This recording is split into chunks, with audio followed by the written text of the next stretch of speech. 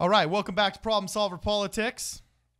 We're going to continue analyzing Andrew Yang's platform for president in 2020 by talking about a very interesting proposal about increasing the president's pay, but for what we consider, actually I consider at least, a very good reason. Cody, hit it.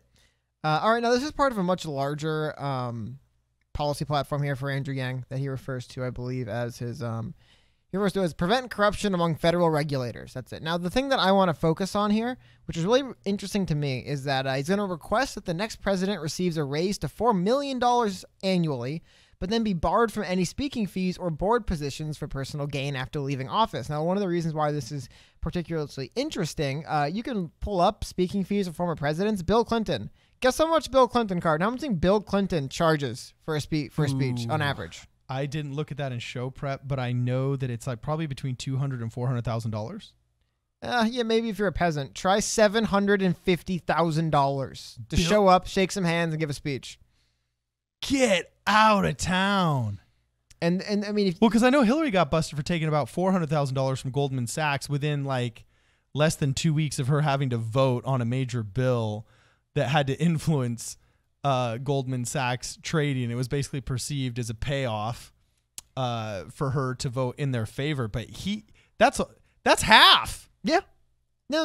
Speaking of $400,000, guess who makes $400,000 for on average for the speeches?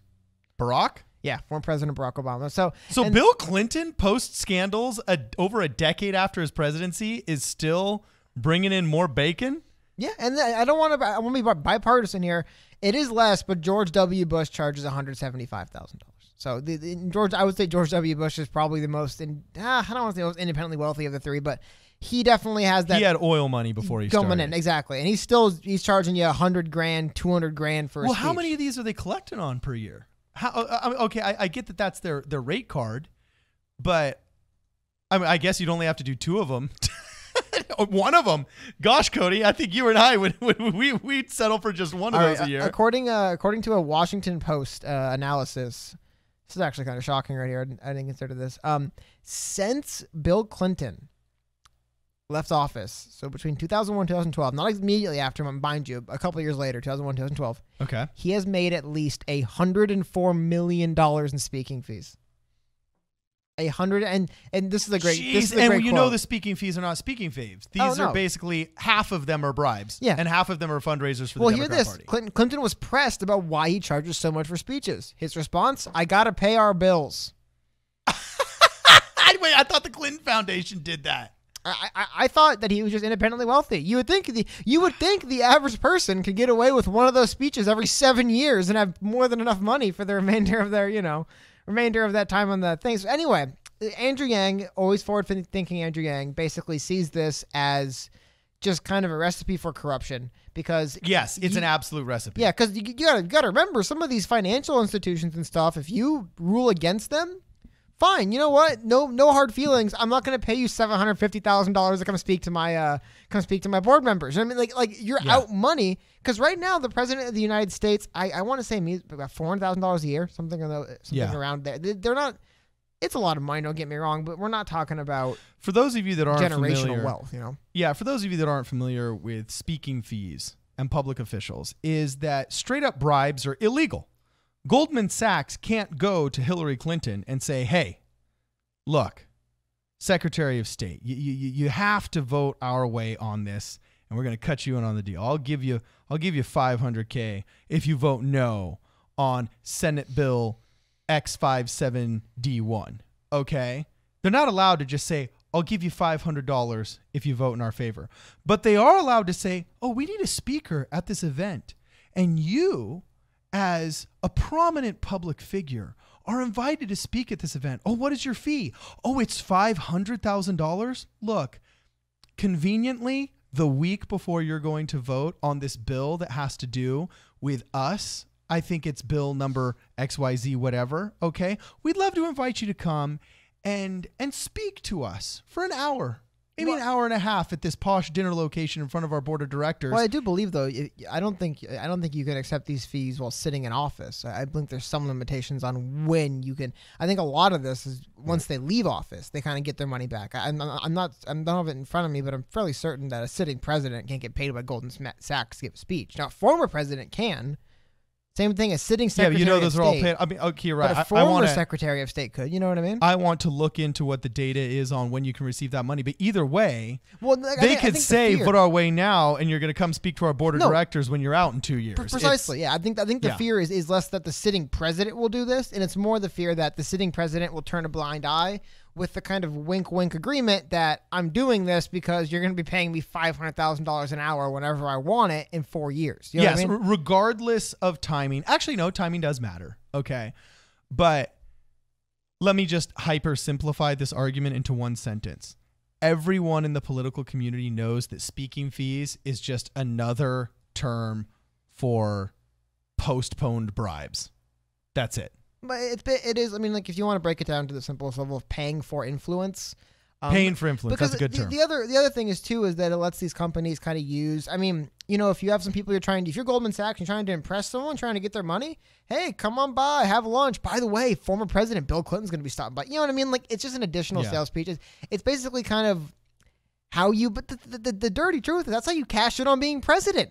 Because you can't cash in on $400,000 a year because first off, the government's going to take half of it from you. Yeah. So you're only getting maybe 200 some odd $1,000. You get to save in office. No one charges the president very much for anything. And let's be honest, there's high school administrators out there that are working in the superintendent's office. All right, they're making $150K a year. $130K a year.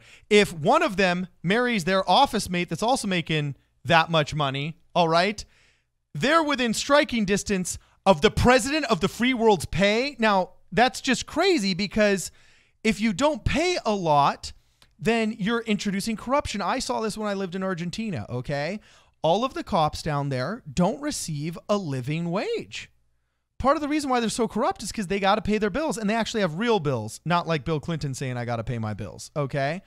And if you're only making $30,000 a year, but the cost of living is $50,000 a year, how are you going to supplement your income other than cooperating with the mafia as a corrupt cop? But I would say as a counterpoint, I do at the same time, I don't love the idea of anyone running for president to make money. You know what I mean? Like the idea that I'm gonna get elected president so I get $4 million. It's just like I understand that's kind of absurd. I don't think anyone's gonna do it. We make the same arguments against the UBI though. But I just there's no evidence that shows that by introducing the freedom dividend into Alaska, the oil dividend into Alaska, that all of a sudden people just move to Alaska to receive the money. Well, no. I mean, like I said, I think it's kind of far fetched to assume anyone would run for president. But the same idea, like. I do understand this idea that you want to cap what the president can make. It also, like I said, I'm a fan of Andrew Yang. I don't think it's a terrible idea. No, I think this is a great idea. But it does concern me the precedent, even though he's not accepting it, the precedent that the president can increase the wages for subsequent presidents. It's just weird to me. Because what if it starts at $4 million and then, and two election cycles, suddenly, inflation, I got to tell you, it goes up. I got to tell you, when you're a president, you're all of a sudden a celebrity. Whether we like it or not, post Theodore Roosevelt, presidents are celebrities. And in order to sustain the celebrity lifestyle, I think you need celebrity pay. And I'm not trying to glorify these guys or hyper glorify them or anything like that. But if you want to avoid corruption, you have to pay well. The cops down in Argentina, if they're only making 30,000 pesos a year, but it costs 50,000 pesos to live, they're going to cross that gap in their lifestyle by taking $20,000 plus a year from the mafia. Okay? That's how police forces get corrupt.